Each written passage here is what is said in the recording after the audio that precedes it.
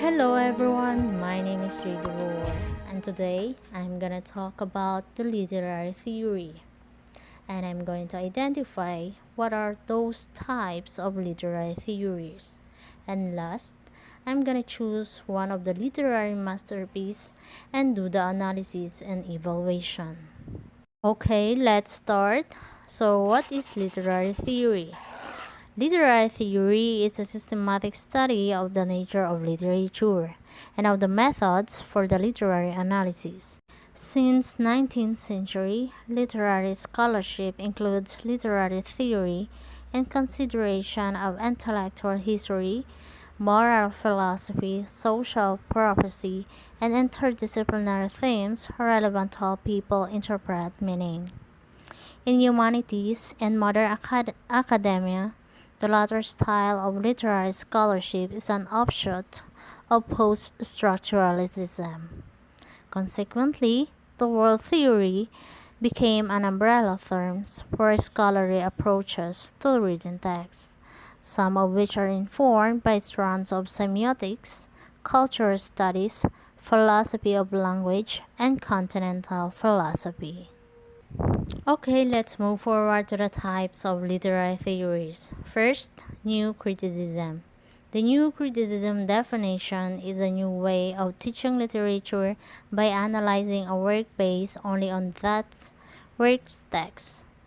In other words, this theory analyzes only what is present in a work of literature and does not take anything else into account, such as the author or historical and cultural significance.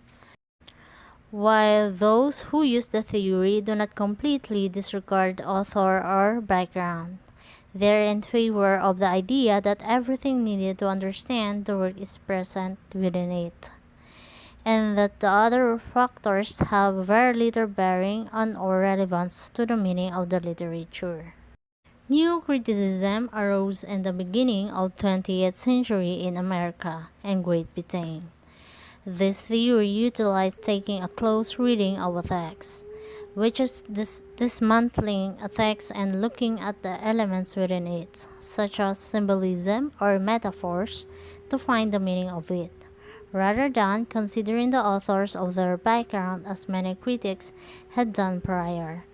New critics focus solely on the devices present in the text in order to analyze it. Though the practices of close reading can be seen before the 20th century, literary critics like Ivor Armstrong Richards helped to refine the techniques into what is now known as New Criticism. Richard published Practical Criticism in 1929, a book that analyzed how people responded to poems that they did not know the author of it. This helped to form the basis of new criticism and was expanded on by the other authors, such as the William Epsom and T.S. Eliot. In 1941, this new type of criticism finally got its name from literary critic John Crone Ransom in his book The New Criticism, which provided some of the early principles of analyzing literature based only on its text.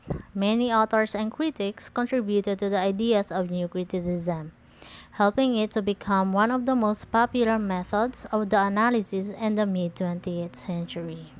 New Criticism Theory. New Criticism Theory involves analyzing a work of literature by only using what is present on the text, without looking at the author, the historical and cultural background, or even the reader of the work. This differs from many other prior techniques and theories used to analyze literature and utilize several fallacies to support its viewpoint. The two fallacies are intentional fallacy and affective fallacy. Intentional fallacy dictates that the reader cannot presume to know the author's intent or meaning of a work without directly asking them. Though details about the authors might be present, they are secondary to whatever the text offers as a primary meaning of the work. In other words, the meaning presented in the literature is much more important than whatever secondary meaning the author might have intended, as the reader has no way of ascertaining the author's personal meaning. With this, New Critic supports the arguments that the author and their background has not needed to analyze the work. Next, affective fallacy. Affective fallacy, which argues that the reader's response to literature should have no bearing on its meaning. Though a book or poem might spark a certain feeling in the readers, it should not influence how they analyze the work. In this fallacy, being swayed by a feeling or emotion prevents an objective critiques of the literature. Through this, new critics support the arguments that the reader's response is not needed to analyze a work, as it prevents an objective view of the text and its meaning. Okay, another types of literary theories is psychoanalytic criticism. Psychoanalytic literary criticism is literary criticism or literary theory which in method, concept, or form is influenced by the tradition of psychoanalysis begun by Sigmund Freud. Psychoanalytic reading has been practiced since the early development of psychoanalysis itself and has developed into a heterogeneous interpretive tradition.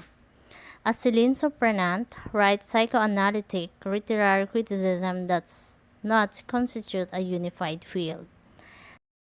Psychoanalytic criticism views the artist, including the authors, as neurotic. However, an artist escapes many of the outward manifestations and end results of neurosis by finding in the act of creating his or her art a pathway back to saneness and wholeness. The criticism is similar to psychoanalysis itself, closely following the analytic interpretive process discussed in Freud's The Interpretation of Dreams and other works. Critics may view the fictional characters as psychological case studies, attempting to identify such Freudian concepts as the Oedipus complex, Freudian sleeps, ID, ego, and superego, and so on, and demonstrates how they influence the thoughts and behaviors of fictional characters. However, more complex variations of psychoanalytic criticism are possible. The concept of psychoanalysis can be deployed with reference to the narrative or poetic structure itself, without requiring access to the author's psyche, or the founding text of the psychoanalysis may themselves be treated as literature and reread to their light cast by their former qualities on their theoretical content. Next, reader response criticism. Reader response criticism is a school of literary theory that focuses on the readers or audience and their experience of a literary work in contrast to other schools and theories that focus attention primarily on the author or the content of the form of the work. Readers' response criticism began in the 1960s and 70s, particularly in the US and Germany. This movement shifted the focus from the text to the reader and argues that the effective response is legitimate points of departure in criticism. Its conceptualization of critical practice is distinguished from the theories that favor textual autonomy, for example, formalism, as well as recent critical movement due to its focus on the reader's interpretive activities. Reader response theory recognizes the reader as an active agent who imparts real existence to the work and completes its meaning through interpretation.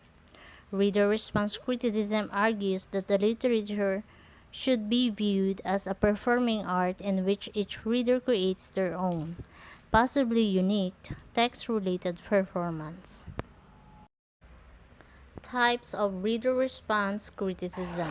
First, transactional reader response theory, led by Louise Rosenblatt and supported by Wolfgang Iser, involves a transaction between the text's inferred meaning and the individual interpretation by the reader influenced by their personal emotion and knowledge. Next, affective stylistic, established by Fish, believe that the text can only come into existence as it is read.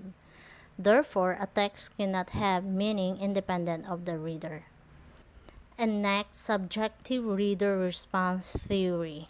Associated with David Blake, look entirely to the reader's response for literary meaning as individual written response to a text are then compared to other individual interpretations to find continuity of meaning. Next, psychological reader response theory, employed by Norman Holland, believe that a reader's motives heavily affect how they read, and subsequently use this reading to analyze the psychological response of the reader. And last, social reader response theory is Stanley Fish's extension of his earlier work, stating that any individual interpretation of a text is created in an interpretive community of minds consisting of participants who share a specific reading and interpretation strategy. Okay, another literary theory is Marxist criticism. Marxism was introduced by Karl Marx.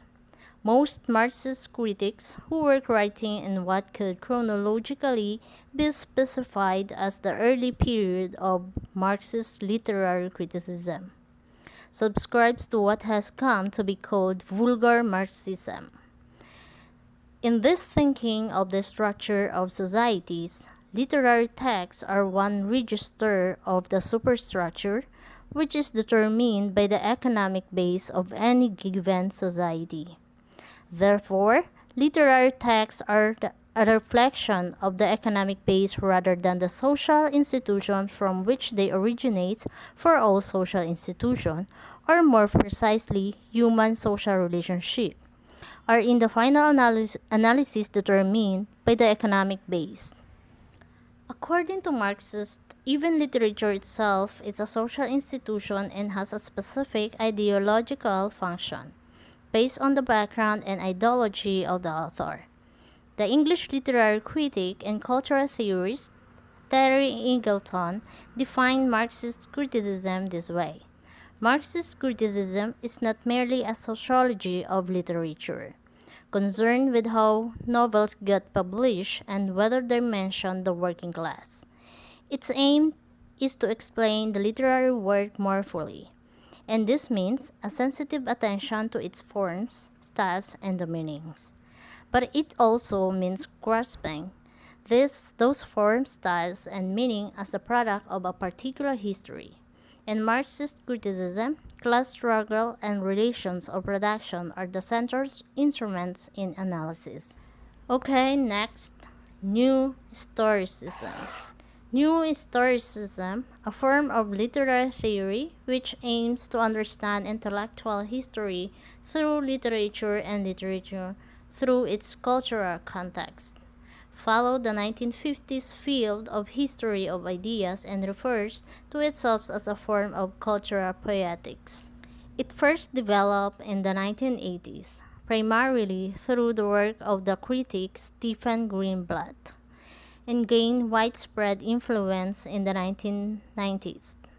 Greenblatt coined the term New Historicism when he collected a bunch of essays and then, out of the kind of desperation to get the introduction done, he wrote that the essay represented something called a new historicism.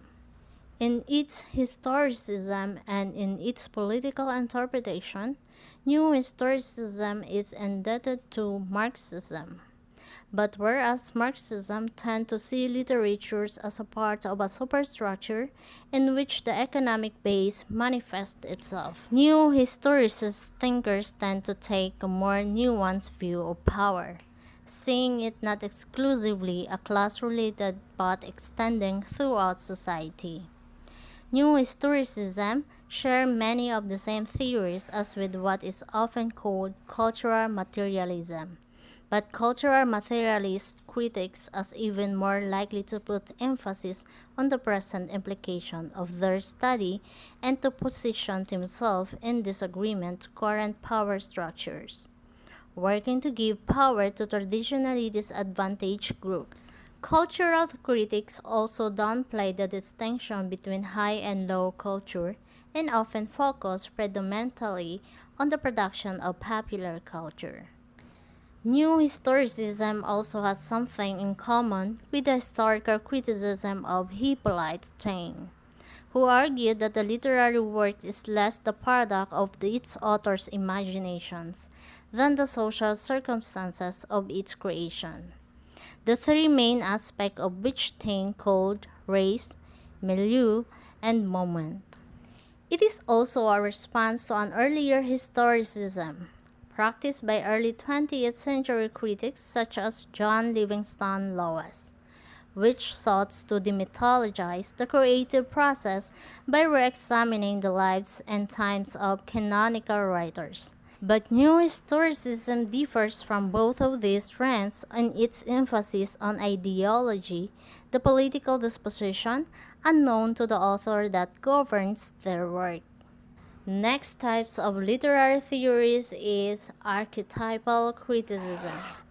Archetypal criticism argues that the archetypes determine the form and the function of literary works.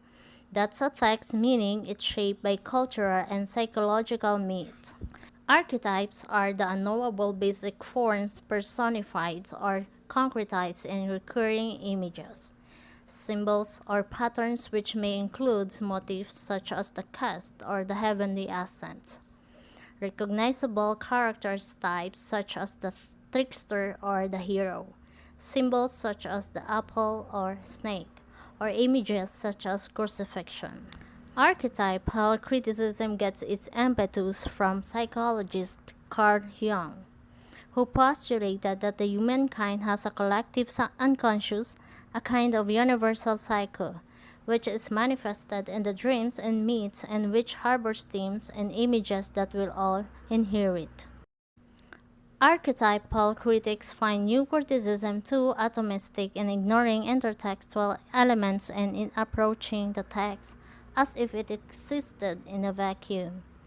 After all, we recognize story patterns and symbolic association at least from other texts we have read. If not innately, we know how to form assumptions and expectations from the encounters with black hats, springtime setting, evil stepmothers, and so forth. Archetypal images and story patterns encourage readers to participate ritualistically in basic beliefs, fears, and anxieties of their age. These archetypal features not only constitute the intelligibility of the text but also the tap into a level of desires and anxieties of humankind. And now let's move forward to the last topic of this video, which is the analysis and the evaluation of one of the literary masterpieces. The masterpiece that I choose is Pinagdaanang Buhay ni Florante at Laura sa Kahariang Ilbania. In 1838, Florante at Laura was published and written by Francisco Balagtas y de la Cruz, commonly known as Francisco Balagtas and also as Francisco Baltazar. He was a Filipino-Tagalog literature and poet during the Spanish colonial period of the Philippines. He is widely considered one of the greatest Filipino literary laureates for his impact on Filipino literature. This literary masterpiece was written during Francisco Baltazar's imprisonment in Pandacan, Manila. Florante at Laura was said to be the outcome of Balagtas' heartbroken situation. After losing the woman that he loved the most, whom he referred to as Celia, who heartedly dedicated this timeless book to Celia, who was later married to Balagtas' rival, Mariano Capule, a rich and powerful man. It was Capule who made false charges against Balagtas and used the power of money to put him in jail. It was written as a depiction of counter-situation during the rule of the Spaniards. The characters and the settings used were of foreign origin, but the nature, gesture, and customs are undoubtedly Filipino, and the events and the story are similar to the real incidents during that period. Florante at Laura is considered an awit or a song in English. The story resonates of true love, friendship, and determination, a likely comparison to Francisco's own personal issues in his time of grief and hardship. Its notable theme can be compared to that of Shakespearean sources with the inclusion of tragedy, protagonist versus antagonist, and social and political conflict. The song or the story opens with one of the main protagonists, Florante, a duke from a kingdom called Albania, which had been overtaken by evil forces. Florante is pitifully tied to a tree while also mourning the death of his father, slain by the usurper named Adolfo. Grief-stricken and a weakened state, Florante was at the mercy of two starving lions. However, a Persian warrior or Moro of Muslim faith sympathizes with Florante's misfortune and saves him from this fate. The story now entails the highly expected friendship between two individuals whose religions were in a state of conflict. Despite denying the aid of the Moro at first, the Persian warrior continues to nurse Florante. The two eventually become close friends, and Florante willingly tells his story of hardship to him. Florante said that when he was small, he went to a class in Alana. He had an enemy called Adolfo. So when they grow up, Adolfo took Laura from Florante and bound Florante to a tree. That's the times when Aladdin found him. Then Aladdin reveals his story to Florante, and that he is a Persian warrior prince that shared the same battleground with him. He tells his own tale, and he spoke of his love for Flerida, a woman who was stolen from him by his own father, who desired her too. Aladdin in Florante encounters two women while walking through the forest. The first woman, revealed as Flerida, speaks of how she had Aladdin's father grant Aladdin mercy, yet escape once after Aladdin lives in exile. The second woman is revealed to be Laura. At that point, all four lovers meet in the forest, and there is much joy. In a turn of events, Laura revealed Menandro has come to aid Albania and freed it from Adolfo. Adolfo escaped with Laura on horseback, but eventually shot through the heart by Flerida, saving Laura from her captor. Soon after, they all return home.